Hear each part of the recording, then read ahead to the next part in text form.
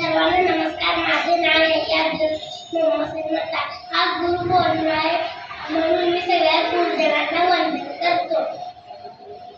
गुरु आपल्याला